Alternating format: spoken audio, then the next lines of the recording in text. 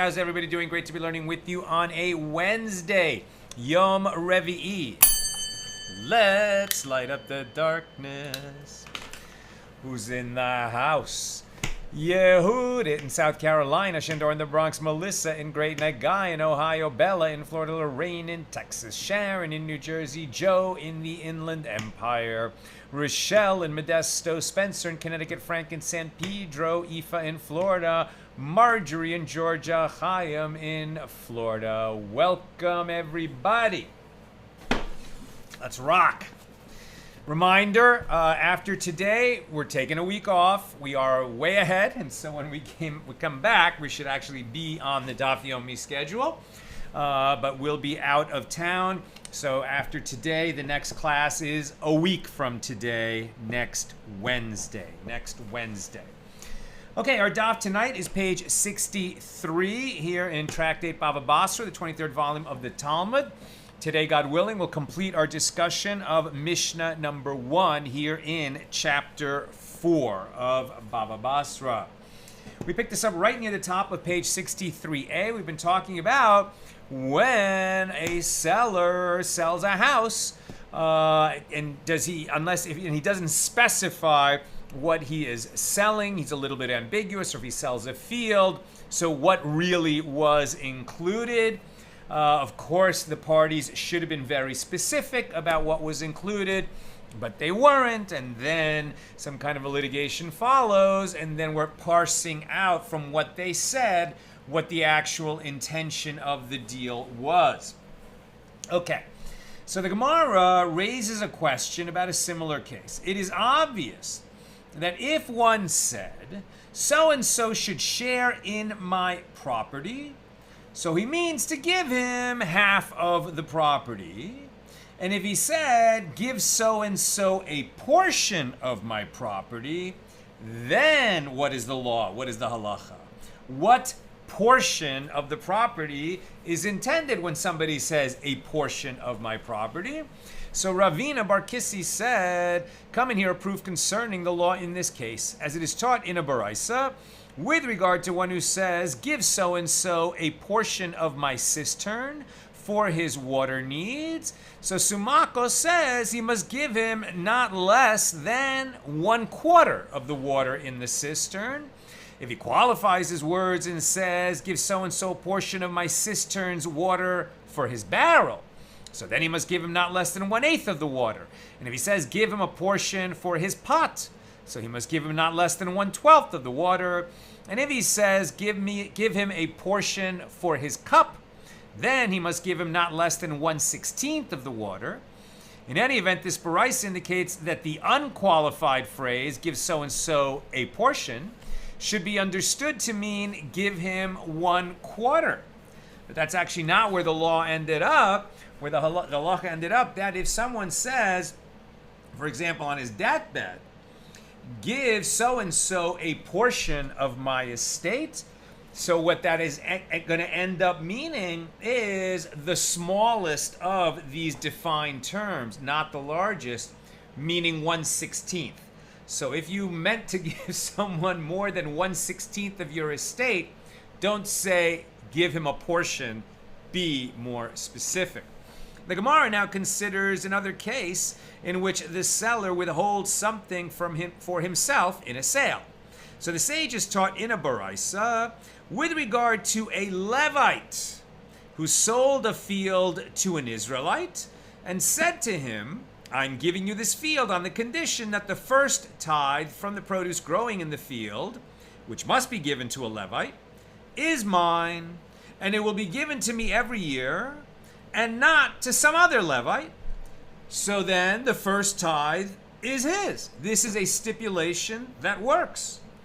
And if the Levite said, I am selling you the field on the condition that the tithe will be given to me and to my sons, then even if the Levite dies, the buyer must continue giving the tithe to his sons.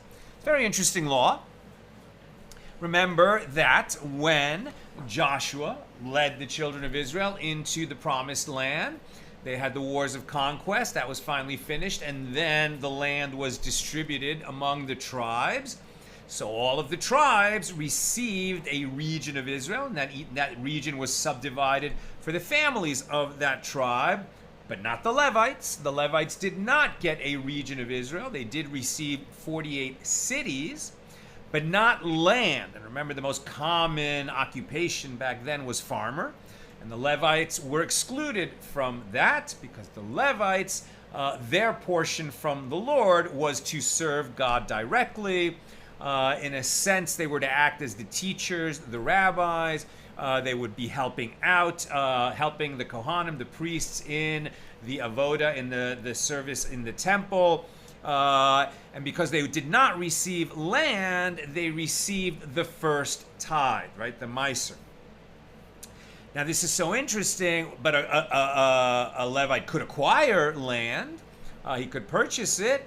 And then if he sold it with the stipulation that when you farm this land, the tithe that will come out of it, which must be given to a Levite, and in general, this is very interesting, right? The owner of a piece of land could choose what Levite he gave to. He had to give away that first tenth of the produce. The first 2% actually goes to a Cohen, to a priest, and then the next 10% goes to a Levite, and he could choose the Levite. So that's interesting that the Levites had to have good relationships with the Israelites around them so that they would receive a portion. It was not guaranteed to any particular Levite.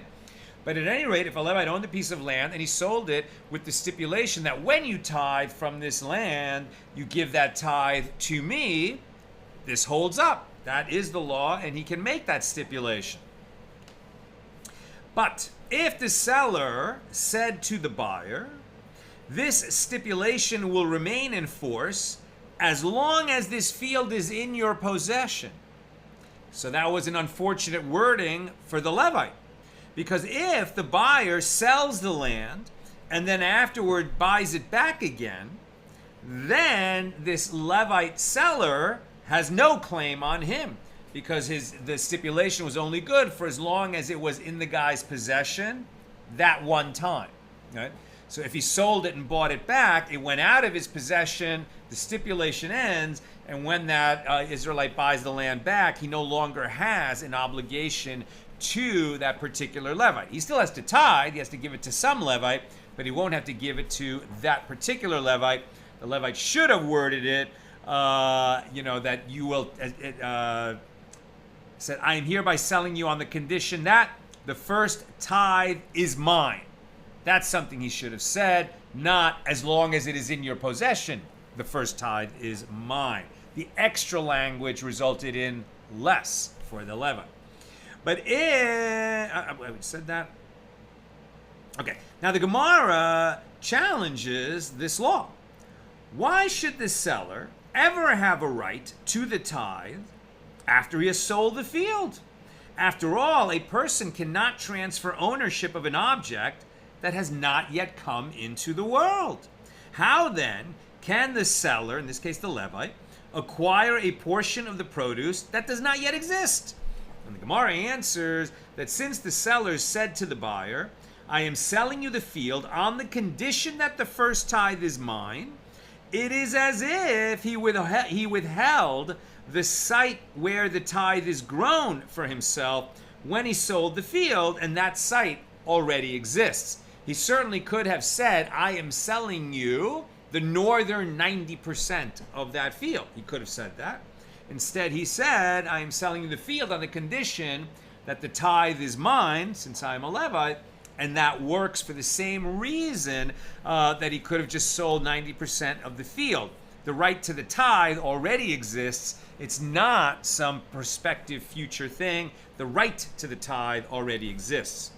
Now, Reish Lakish said, that is to say, note that phrase, that is to say, that with regard to one who sells a house to another and says to him, I am selling you this house on the condition that the upper story, known as a deyota, is mine, so then the upper story is his. You can sell a duplex and keep the upper half for yourself. Now we're on 63b. With regard to what law did Reish Lakish say this? In any case, the upper story is his, as when he sold the house, it was only the lower story that he sold to the buyer. So Rav Zevid says, he said this to teach the law that if the seller wishes to extend from the upper story projections, like a balcony, over the courtyard, which he sold to the buyer, he may do so. And Rav Papa says, he said this to teach the law that if this upper story collapses and the seller wishes to build an upper story on top of it to replace the collapsed upper story, he may build it. So it's not just that he retained the upper story of the house when he sold the lower story, it's that he retained the airspace above the lower story. So that even if that upper story collapses, or if he demolishes it and wants to build again and build 2 stories up there, he can do that. Now, the Gemara asks, granted, according to Rav Zevid, this explanation is consistent with that which Reish Lakish teaches, which begins with the phrase, that is to say. Now, according to Rav Zevid, Reish Lakish infers from the ruling of the Baraisa about tithes that even though the seller of the house did not explicitly withhold anything for himself, the court interprets his use of his superfluous stipulation as an indication that he wished to withhold for himself the space over the courtyard for the projections. He didn't say that, but the court interprets it that way. He kept the upper story, he kept the airspace over the lower story, and he kept the right to extend the balcony over the courtyard. But according to Rav Papa, what did Reish Lakish mean when he said his statement that begins with the phrase, that is to say? The seller's right to rebuild the upper story after it collapses is not derived from the superfluous stipulation that he attached to the transaction, and it is not inferred from the Baraisa. And so the Gemara concludes, indeed, Rav Papa's interpretation is difficult, as it does not account for the wording of Reish Lakish's statement. Now, the Gemara discusses what is included in the wordings of various contracts. So Rav Dimi from Nehardea said, concerning this one who sells a house to another, and he wants the sale to include the entire property, even if he writes for the buyer in the bill of sale, I am selling you the depth and the height of the house, he must also write for him, acquire for yourself the property from the depth of the earth up to the height of the sky. If he wants to sell all of it, that's the formula he has to use, from the depth of the earth up to the height of the sky. If he only says, I am selling you the depth and the height of the house, he hasn't sold everything. He has retained something for himself. And what is that? What is beneath the house and what is above the house. If he wants to sell everything, sort of the ground rights under the house and the air rights above the house, he would have to say acquire the depth of the earth up to the height of the sky. Now, what is the reason for this added formulation?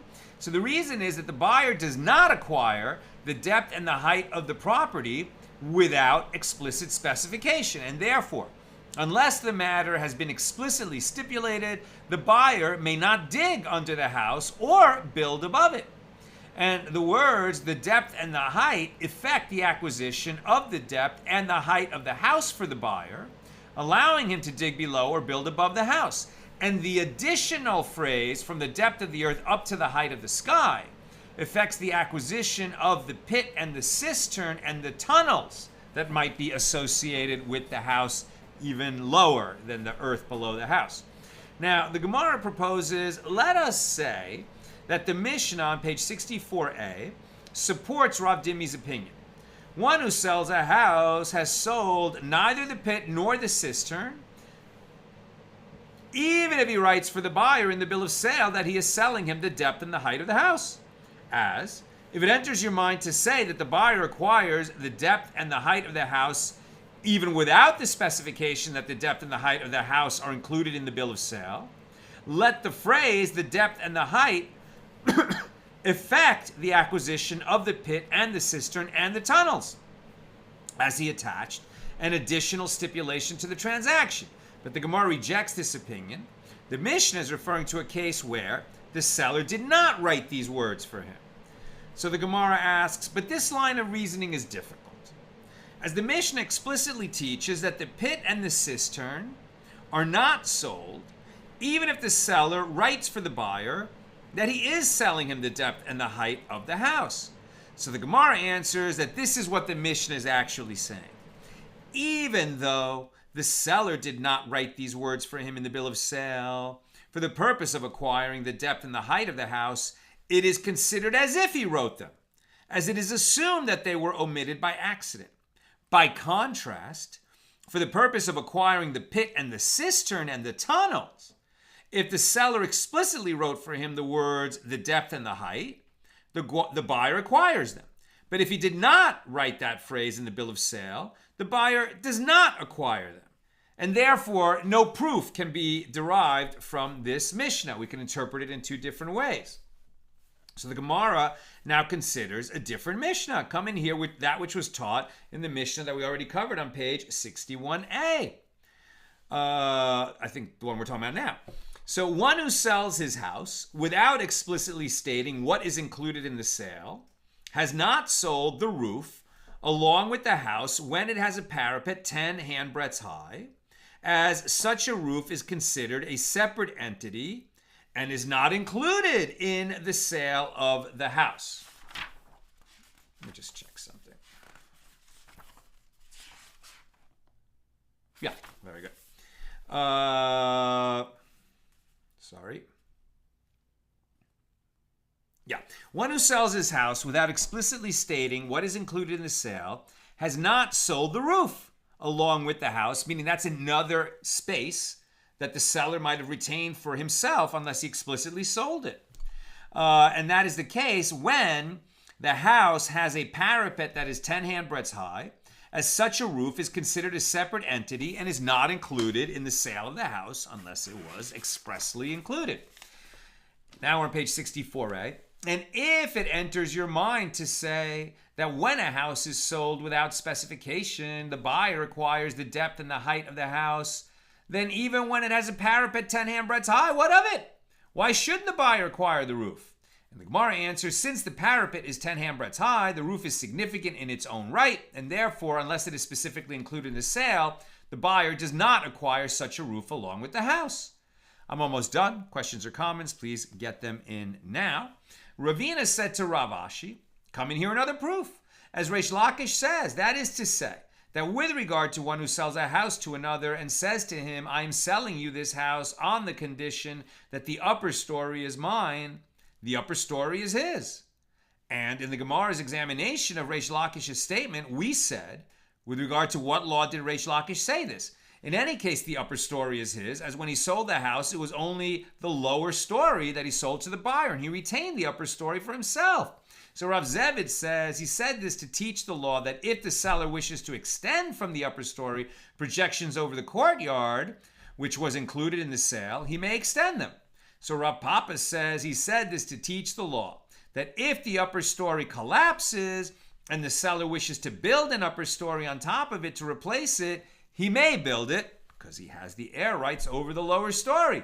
And if it enters your mind to say that when a house is sold without specification, the buyer does not acquire the depth and the height of the house, Rav Papa's statement is puzzling, as why do I need the seller to stipulate that he is selling the house on the condition that the upper story is his, when in any event the space above the house remains in the seller's possession? So the Gemara answers, stipulating that he is selling the house on the condition that the upper story is his, benefits him in that if the upper story collapses, he may rebuild it, and without this stipulation, the seller could not rebuild it, even if the sale did not include the depth and the height of the house. And that concludes our discussion of Mishnah number 1 here in chapter 4. I'll take some questions and comments.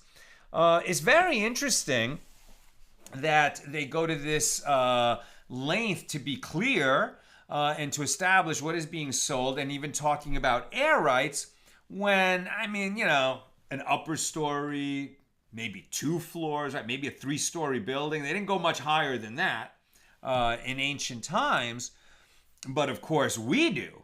And air rights, particularly in an urban setting, very important, very valuable, right? So obviously in modern times, we also have tons of lawyers, escrow agencies, contracts out the wazoo when there's a purchase and sale of land. I mean, the description goes on. And even so, litigation ensues. So it's so important to be clear. But in the ancient world, right, where so many of these deals were done orally on a handshake, and then later they'll argue about exactly what was bought and sold. Okay, so as I've said it several times, then they had to figure out what was intended from the language that was used. Looks like one question from Sharon. It seems odd to me that you can sell a house without its roof. It would seem the exception in the sale should be for the owner to retain the roof with the parapet and not the opposite. I mean, I get what you're saying. I kind of feel the same way. But I will say that when our son was studying in Jerusalem last year in the yeshiva in the Old City, and I spent a week with him, and we were just kind of living in the Old City, walking around, strolling around his haunts, as it were. And that I don't think it's atypical of ancient cities that there's like a whole other life on the rooftops. And you could very much see that, like, the roofs, and in certain areas there's a kind of continuousness of the rooftops, and it's like this whole other world, and the people below have their houses. They don't have an exit up to the roof, but, you could definitely see a case where maybe somebody owned two buildings, including the penthouse on one of them, and the roof of the other building was like his yard, as it were, his extended balcony, where he entertains. And the building that he sold, that roof, that roof that is his balcony is the roof of another building. So he doesn't even give those people access to that roof when he sells that building, because he retains that roof for himself. Now, I think what Sharon is saying is, okay, in such a case, he would specify and retain it for himself, but you would think that the normal thing is when you sell a building, the roof goes with it, because that's the way I think our world works, but maybe their world was a little bit different. That's what I've got for us. So please be industrious. Keep learning. If you're not learning Gemara, learn something else. Use this week to perhaps try out something else, do a little bit of learning. I'm studying Pirkei Avos with two different friends. With one, we've been doing it for years, and we're in chapter 4. And with another friend, started more recently, and we're in chapter 1. And it's always a good idea to study Pirkei Avos. I can certainly recommend that. But I look forward to resuming with you on the next daf when I return from being out of town a week from today, Wednesday. All the best, my holy sisters and brothers. Have a great Shabbos, and